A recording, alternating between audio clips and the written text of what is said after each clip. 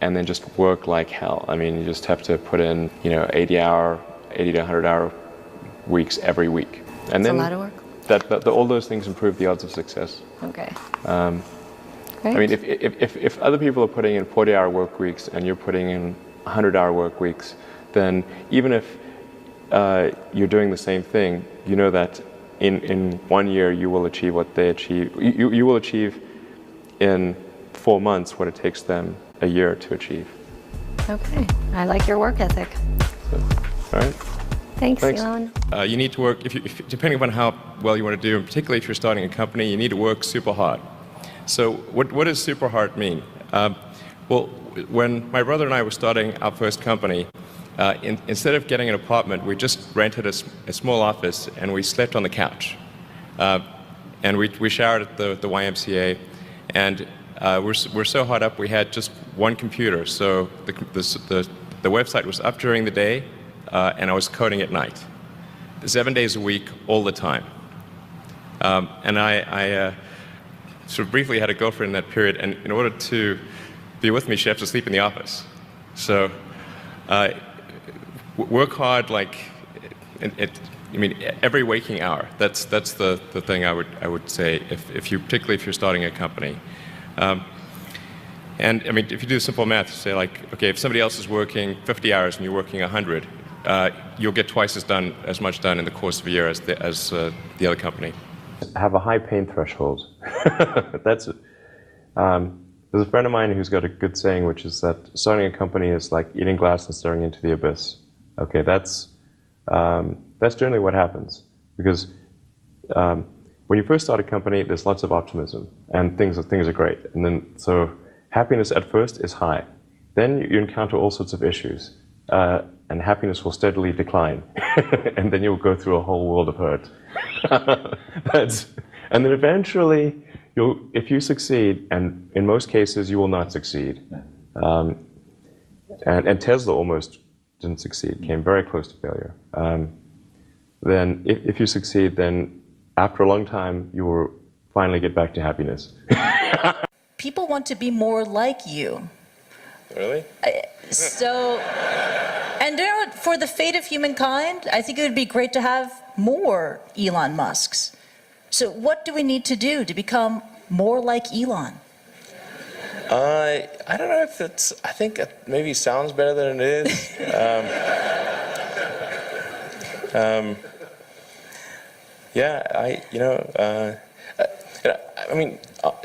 Honestly, like there's a friend of mine who's got a great saying about creating a company, which is trying to build a company and have it succeed is like eating glass and staring into the abyss. So, I mean, what tends to happen is it's sort of quite exciting for the first several months of starting a company, and then reality sets in. Things don't go as well as planned. Customers aren't signing up. The technology or the product isn't working as well as you thought. And then that can sometimes be compounded by a recession, and it can be very, very painful for several years. So I think, frankly, starting a company, I would advise people to have a high pain tolerance. People do not think critically enough. I mean, critical thinking is a skill in short supply, where people take too many things they assume too many things to be true without sufficient basis in that belief.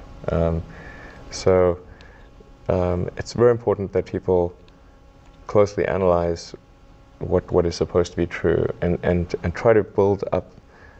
Try to say let's analyze things from first principles, not by analogy or not by convention.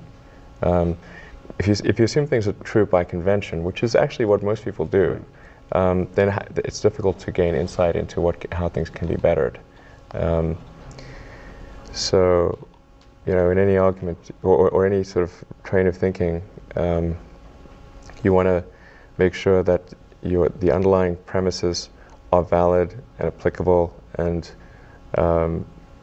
then in reaching a conclusion, that the conclusion you're reaching is necessarily driven by the underlying premises and the interconnection between those premises. That may seem like a really simple thing to say, but most people don't do that. So it's really the foundation of rational thought. If somebody is doing something that is useful to the rest of society, I think that's a good thing. Like, it doesn't have to change the world. Like, you know, if you're doing something that has high value to people, and frankly, even if it's something, if it's like just a little game, or, you know, some improvement in photo sharing or something, if it has a small amount of good for a large number of people, I think that's fine. Like, stuff doesn't need to be changed the world just to be good. People tend to overweight risk on a personal level. It's one thing if you've got, you know, a mortgage to pay and kids to support, and that if you were to deviate from your job, that, well, how are you going to feed your family and pay the rent? And okay, that's understandable. But let's say you're young and you're just coming out of college or coming out of high school or whatever. What do you risk? You know, you're not going to starve. I mean, right. It's really certainly not in any kind of modern economy. It's so easy to earn enough money just to live somewhere and eat food. You could, you know, that's very easy to do. So I don't know what are they afraid of? They're mostly afraid of failure, I think, or but people should be less risk averse when there's not much at risk. You got to make sure that whatever you're doing is a great product or service. It has to be really great. And I go back to what I was saying earlier, where if you're a new company, I mean, unless it's like some new industry or new market that, if it's an untapped market, or then you have more ability to, the standard is lower for your product or service. But if you're entering anything where there's an existing marketplace against large entrenched competitors, then your product or service needs to be much better than theirs. It can't be a little bit better, because then you put yourself in the shoes of the consumer, and they say, why would you buy it as a consumer? You're always going to buy the trusted brand unless there's a big difference. So a lot of times, entrepreneur will come up with something which is only slightly better. And it can't just be slightly better. It's got to be a lot better.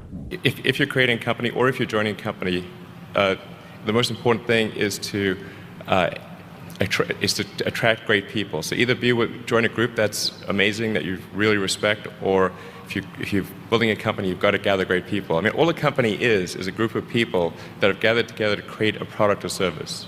And so depending upon how talented and hardworking that group is, and the degree to which they are focused cohesively in a good direction, that will determine the success of the company. So do everything you can to gather great people if you're creating a company. Constantly seek criticism. A well thought out critique of whatever you're doing is as valuable as gold. And you should seek that from everyone you can, but particularly your friends. Usually your friends know what's wrong, but they don't want to tell you because they don't want to hurt you. So lift you up, sort of lift your. Yeah. So they say, "Oh, I want to encourage my friend, so I'm not going to tell him what I think is wrong with his product." Yeah. It doesn't mean your friends are right, but very often they are right, and you at least want to listen very carefully to what they say, and to everyone. If you're looking for, basically, you should take the approach that you're wrong. That you, the entrepreneur, are wrong. Your goal is to be less wrong. Don't just follow the trend. So you may have heard me say that it's good to think in terms of the physics approach of first principles, which is, rather than reasoning by analogy, you boil things down to the most fundamental truths you can imagine, and you reason up from there. And this is a good way to figure out if something really makes sense, or if it's just what everybody else is doing. It's hard to think that way. You can't think that way about everything. It takes a lot of effort. But if you're trying to do something new, it's the best way to think. And that framework was developed by physicists to figure out counterintuitive things like quantum mechanics. So it's really a powerful method. people who've been in the rocketry business for decades who say about you that you don't know what you don't know. Well, I suppose that's true of anyone. How can anyone know what they don't know? But when critics say you can't do this, your answer to them is, we've done it. You know, there are American heroes who don't like this idea. Neil Armstrong, Gene Cernan have both testified against commercial spaceflight and the way that you're developing it, and I wonder what you think of that. I was very sad to see that, because those guys are, you know, those guys are heroes of mine, so it's really tough. You know, I wish they would come and visit and see the hardware that we're doing here. And I think that would change their mind. They inspired you to do this, didn't they? Yes. And to see them casting stones in your direction. It's difficult. Did you expect them to cheer you on? Certainly hoping they would. What are you trying to prove to them? What I'm trying to do is to make a significant difference in spaceflight and help make spaceflight accessible to almost anyone. And I would hope for as much support in that direction as we can receive.